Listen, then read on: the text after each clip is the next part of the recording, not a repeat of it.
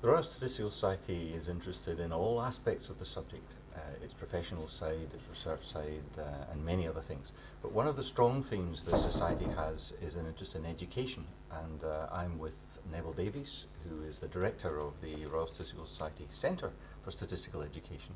So Neville, the first question I'm going to ask you is what is the Centre for, and why is the RSS so interested in education? Well, the RSS Centre exists to promote the improvement of statistical education for people of all ages. So we have a role in schools, we have a role in university, and we have a role in the workplace. I guess you could say cradle to grave statistical education. And the reason the RSS became interested in it was back in the early 90s. The original Centre for Statistical Education, based at the University of Sheffield, actually was going to close down. And that had done a lot of good work in school, at school level. And the RSS decided that it would try to build on that, get some external and internal funding to provide for a new centre, which would have the name RSS Centre for Statistical Education. And in 1995 it was first established. So the interest came from an original idea at Sheffield, but then it had an expanded remit compared with Sheffield. So we work with, as well as schools, we work in the workplace and higher education. So tell us something of the kind of things you do with schools, or the ways in which you're able to support the subject at school level.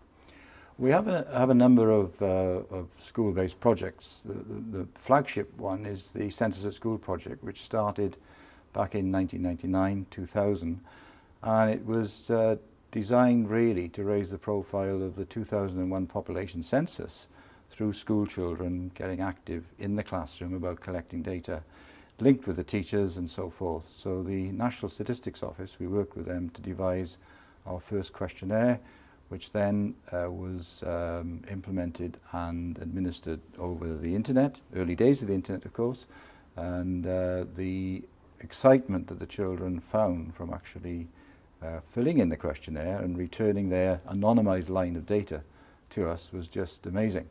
And that's gone from strength to strength. Since then we've run it in several countries, in Australia, New Zealand, South Africa, Canada, soon to be Japan, and also very soon in the United States.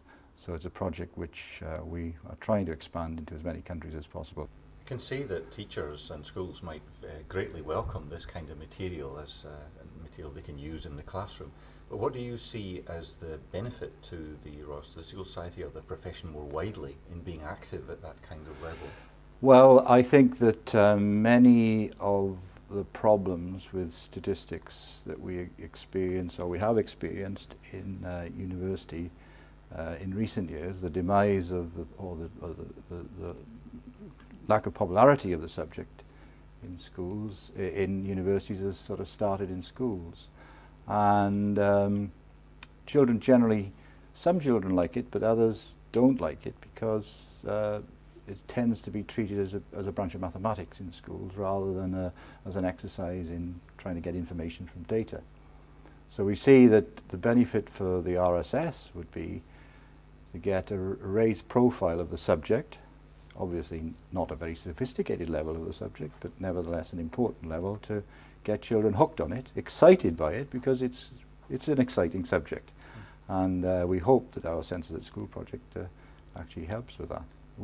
Anecdotal evidence suggests that it does. Good. So you mentioned other areas in which education is similarly important in higher education and in the workplace. Could you sketch a little for us the kinds of things you do in those areas?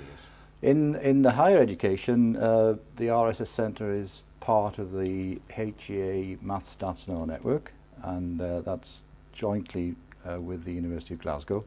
And our major input, I guess, to that has been in the last few years we developed a course for teaching statistics in HE, which is RSS accredited, and it's about it's not about knowledge enhancement for university teachers, but it's about enhancement of pedagogy. That is, trying to improve the way statistics is taught to the vast range of students that we have to teach in lots of different subjects, range of ability and range of different subjects. So the major achievement, I guess, is that particular course.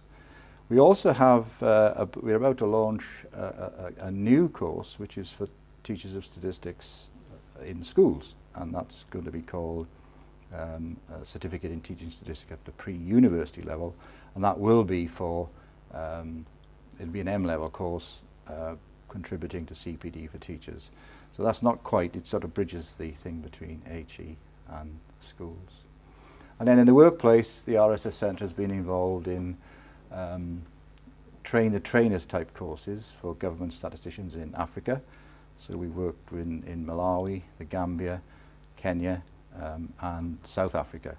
So quite a wide range of activities, and quite challenging as well, because the level of knowledge and skills of government statisticians in these countries is really quite low. So you have all the usual challenges of teaching a broad range of ability students, and they're mature and so forth. So that's been one of our major outputs.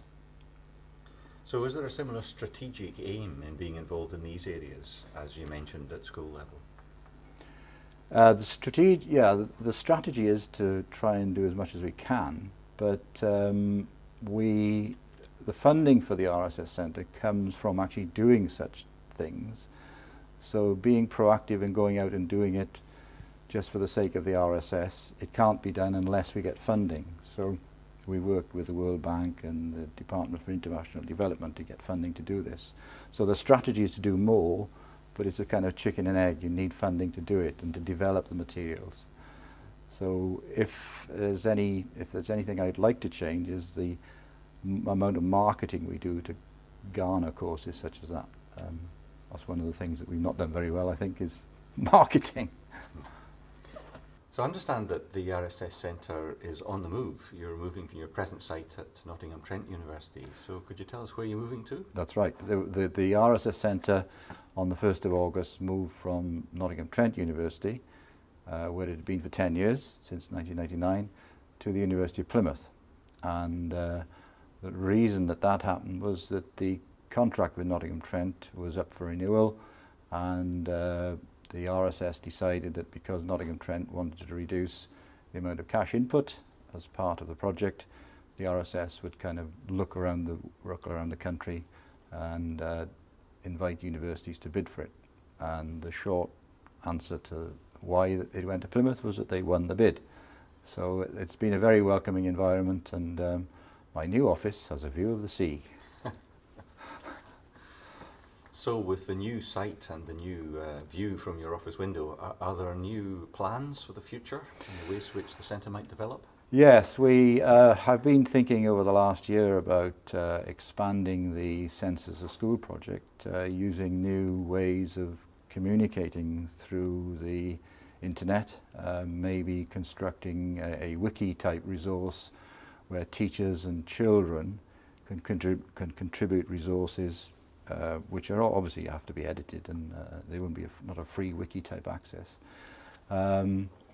More of a dynamic environment for learning and teaching, and I'm also thinking about using simulation ideas to try and compare, say, children in the UK with children in other countries, just to see, supposing 5 children moved from the UK to New Zealand, just by putting them electronically into a classroom in New Zealand, how would that affect the statistics of what we've collected? So that's one of the ideas we've got, certainly at school level. Well, education certainly is a strategic activity for the Royal Statistical Society, so we wish you all the very best for the move to Plymouth and for the plans that follow. Thank you very much. Thank you very much.